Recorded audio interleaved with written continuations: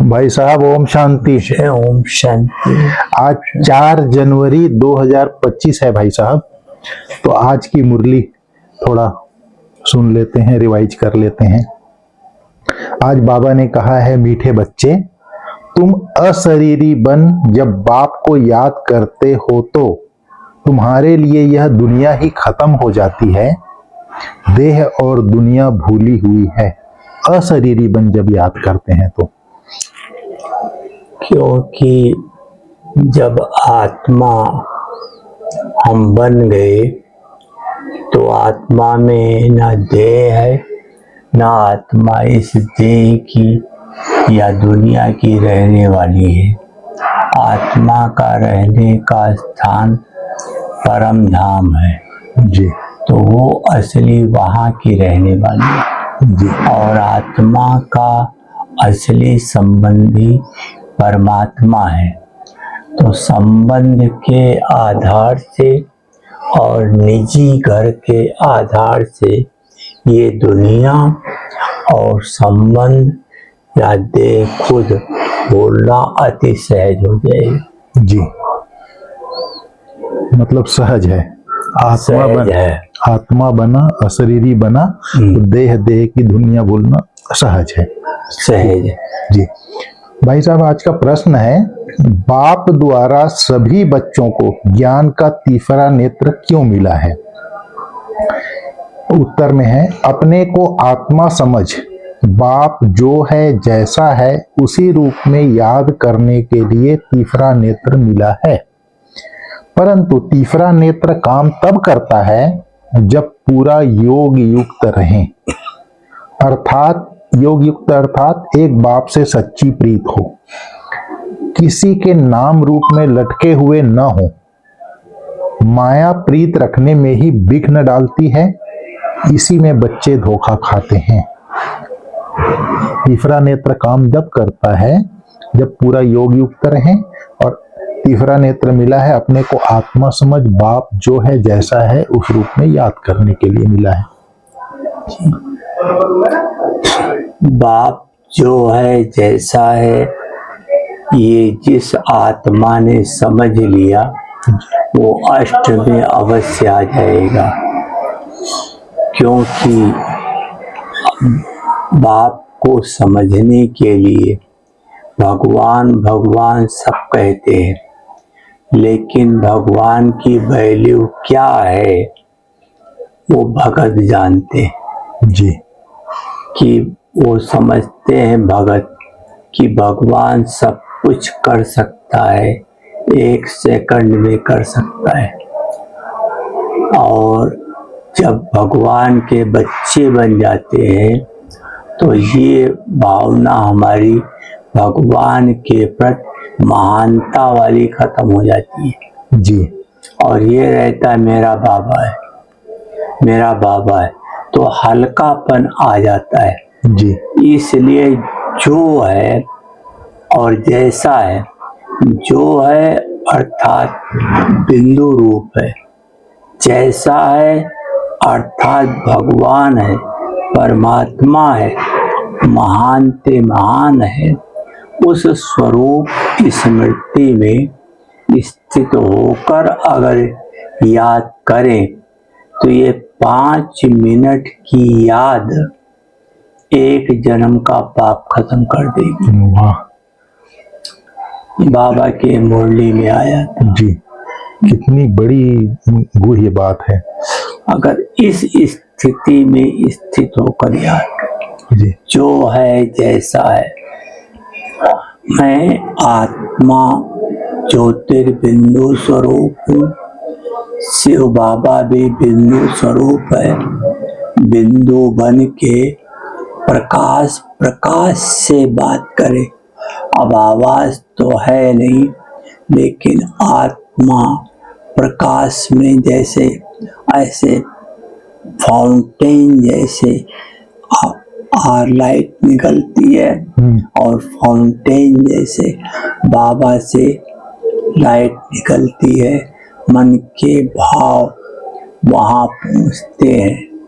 वो जो रियल मिलन है, समानता का मिलन है, वो आत्मा को बाप के समान जल्दी बना देते। जी इसलिए बाबा कहता है जो है जैसा है वैसा बाप को समझकर याद करो। जी इसके लिए तीसरा नेत्र दिया है, बाबा ने दिया है। लेकिन तीसरा नेत्र बंद हो जाता है, खुलता नहीं, क्योंकि बहुत समय का देहभान और आत्मा इस दुनिया में रही है, संबंधों के साथ रही है, उसमें बुद्धि चली जाती है। इसलिए फिर अशरीरी होने में बहुत मेहनत लगती है, क्योंकि अशरीरी होना ही माना मरना। जी और फिर बुद्धि इधर उधर गई तो माया हमारे सामने है, वो फिर कहीं न कहीं व्यक्ति में, वैभव में, वस्तु में बुद्धि अटका देती है, फिर भगवान से दूर हो जाते हैं। बच्चे इसी में धोखा खा जाते हैं। धोखा खा। आज गीत बजाए भाई साहब, मरना तेरी गली में। अब ये तो हम सब जानते हैं कि जब भगवान के पास याद करते हैं परम धाम में, तो ये तो मर ही गए इस दुनिया से। जी क्योंकि आत्मा शरीर भी बोलती है, सब कुछ बोलती है। तो जब आत्मा शरीर बोली माना मर गई, तो मर के मरना तेरी गली में और जीना तेरी गली में। फिर इस मरने से फिर भगवान के जो हूँ जैसा हूँ मीठे बाबा, अब आपकी हूँ, आपके पास ही रहूंगी, आपसे ही अपना सर्व संबंध निभाऊंगी। तो कहा जाता है कि तेजी मर के भगवान के पास रहना। जी आज धारणा के लिए सार में है भाई साहब, इस छीछी देह से पूरा नष्टो मोहा बन ज्ञान के अतीन्द्रिय सुख में रहना है। देह छीछी है, जी लेकिन इसका अनुभव इसलिए नहीं होता है क्योंकि देह में अभी तक आत्मा जो इतना समय रह करके देह के विकारों को, पदार्थों को या जिसको भी भोग चुकी है, वो आत्मा को खींचता है। जी इसलिए छीछी नहीं लगती। जी है छीछी, पता है, नॉलेज है, लेकिन वो जो इतना समय भोगा है वो संस्कार रूप में भर गया है, तो ना चाहते हुए ही खींच लेती है। तो उसके नष्टो मोहा बन ज्ञान के अतीन्द्रिय सुख में रहना है। हाँ, अगर इससे नष्टो मोहा बन गए तो फिर तो बाबा ही बचा, और जब बाबा बचा फिर तो आत्मा बाबा के साथ अतीन्द्रिय सुख का अनुभव करेगी। जी बुद्धि में रहे अब यह दुनिया बदल रही है, हम जाते हैं अपने सुख धाम। जी, ये हमें नष्टो मोहा बनने में बहुत मदद देती है। जी ये दुनिया बदल रही है, हम जा रहे हैं सुख धाम। तो दुनिया बदल रही से स्मृति से हम बैरागी बन जाते हैं, और सुख धाम जाना है इसलिए दैवी गुण धारणा की तरफ अटेंशन चला जाता है। जी तो दैवी गुण की तरफ अटेंशन गया तो बेकार अपने आप किनारा कर लेते हैं। वैराग्य, दैवी गुणों की धारणा, दोनों बातें आ जाती है अगर दुनिया बदल रही है बुद्धि में रहे तो। जी जी ट्रस्टी बनकर सब कुछ संभालते हुए ममत्व मिटा देना है, एक बाप से सच्ची प्रीत रखनी है, कर्म इंद्रियों से कभी भी कोई विकर्म नहीं करना है। ट्रस्टी बनकर संभालते हुए ममत्व मिटा देना है। ट्रस्टी का अर्थ ही है मेरा कुछ नहीं। जी तो जब सब कुछ बाबा का ही है, मेरा कुछ है ही नहीं, तो बाबा के श्रीमत प्रमाण सब कुछ करना, यहाँ तक कि देखना भी बाबा के श्रीमत प्रमाण, बोलना भी श्रीमत प्रमाण। जब ऐसा श्रीमत प्रमाण एक एक कर्म इंद्री श्रीमत प्रमाण कर्म करने लगे, उसको कहा जाएगा ट्रस्टी बनना। ऐसे ट्रस्टी बनने वाले नष्टो मोहा बहुत जल्दी बन जाते हैं, और वो एक बाबा दूसरा न कोई ऐसी स्थिति सहज प्राप्त कर लेते हैं। जी भाई साहब, इसमें अभी तक हमको ये समझ में आता था कि जैसे जरूरी चीज उपभोग की चीजें हैं, इसको ट्रस्टी बन के संभालना है, लेकिन आज आपने बताया ये शरीर को संभालने के मैं निमित्त हूं, इसका ट्रस्टी बन करके एक एक कर्म इंद्रियों को चलाना है, तब ममत्व मिटेगा, आपने बताया। जी जी अगर इसके ट्रस्टी नहीं बने जी तो किसी की चीज के ट्रस्टी बन ही नहीं पाएंगे। जी वैसे होगा जैसे किसी पेड़ की एक शाखा काटा है, तो काटेंगे थोड़े समय के बाद फिर और पावरफुल होकर के निकलेंगे। डगाल निकल जाता है। जी एक बाप से सच्चा प्रीत रखना है, कर्म इंद्रियों से कभी कोई विकर्म नहीं करना है। अगर बाप से सच्ची प्रीत है, क्योंकि सच्ची प्रीत का अर्थ ही है कि उसके अलावा और कोई अच्छा ना लगे। जी प्रीत का यथार्थ अर्थ ही है, अगर कोई भी चीज अच्छी लगी, वस्तु व्यक्ति वैभव कुछ भी, तो बाबा के प्रीत में कमी हो गई।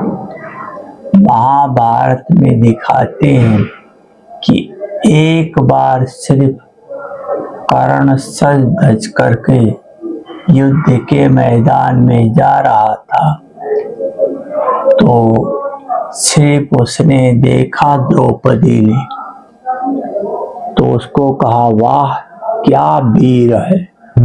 सिर्फ इतना सोचना और बताते हैं कि उसकी पवित्रता खंडित हुई। जी उसको प्रायश्चित करना पड़ा, उसके लिए उसको तपस्या करनी पड़ी, क्योंकि एक सिवाय बाबा के और कुछ अच्छा न लगे, उसको कहा जाता है रियल में सच्ची प्रीत। जी मतलब कोई देहधारी के प्रति संकल्प भी न चले। जी कर्म इंद्रियों से कभी कोई विकर्म नहीं करना है, ऑटोमेटिक नहीं होगा। जी आज का वरदान है भाई साहब, ब्रह्मा बाप समान श्रेष्ठ तस्वीर बनाने वाले परोपकारी भाव।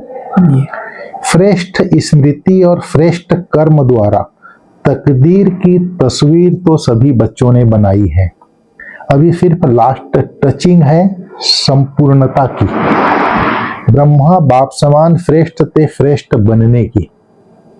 इसके लिए परोपकारी बनो, अर्थात स्वार्थ भाव से मुक्त रहो। हर परिस्थिति में, हर कार्य में, हर सहयोगी संगठन में जितना निस्वार्थपन होगा उतना ही परोपकारी बन सकेंगे। सदा स्वयं को भरपूर अनुभव करेंगे, सदा प्राप्ति स्वरूप की स्थिति में स्थित रहेंगे, स्व के प्रति कुछ भी स्वीकार नहीं करेंगे। ब्रह्मा बाप समान श्रेष्ठ तस्वीर बनाने वाले के लिए परोपकारी बनना पड़ेगा।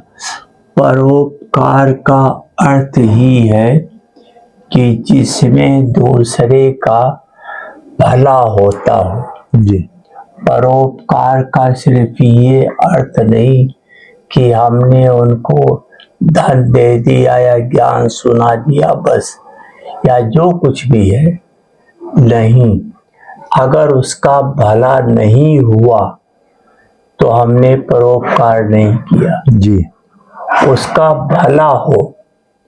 अगर मान लो उसके पुराने संस्कार हैं और वो आपके दी हुई बातों को या ज्ञान को या धन को यथार्थ नहीं यूज कर पा रहा है, तो अमृत वेले उठकर उसको शक्तियों का दान दो। अच्छा, जिससे वो आत्मा उसको ग्रहण कर सके। जब वो ग्रहण करे तो है असली परोपकार। जी, अगर ग्रहण नहीं कर पाई तो परोपकार तो हुआ ही नहीं। आपने दे दिया लेकिन उसको नहीं मिला तो वेस्ट गया। हमने बोला उसने जीवन में धारण नहीं किया तो वेस्ट गया। वेस्ट गया। जी, इसलिए परोपकार का असली अर्थ ही है पर उपकार। जी, इसमें स्वार्थपन अपने आप खत्म हो जाएगा, क्योंकि हर एक चीज पर है। जैसे भी 2 दिन पहले भी बाबा ने या मुरली में कहा था कि आपका देखना भी कल्याण अर्थ हो, बोलना भी कल्याण अर्थ हो, सुनना भी कल्याण अर्थ हो, चलना भी कल्याण अर्थ हो। इसको कहा जाता है परोपकार। उठते ही पहला संकल्प है बाबा से गुड मॉर्निंग के बाद पूरे विश्व की सर्व आत्माओं का कल्याण भला हो। आज का स्लोगन है भाई साहब, सर्वस्व त्यागी बनने से ही सरलता व सहनशीलता का गुण आएगा। सर्वस्व त्यागी, क्योंकि सरलता और सहनशीलता ये दोनों चीजें, सहन करना कोई सहज चीज नहीं है। जी, सहन करना बहुत बड़ी चीज है।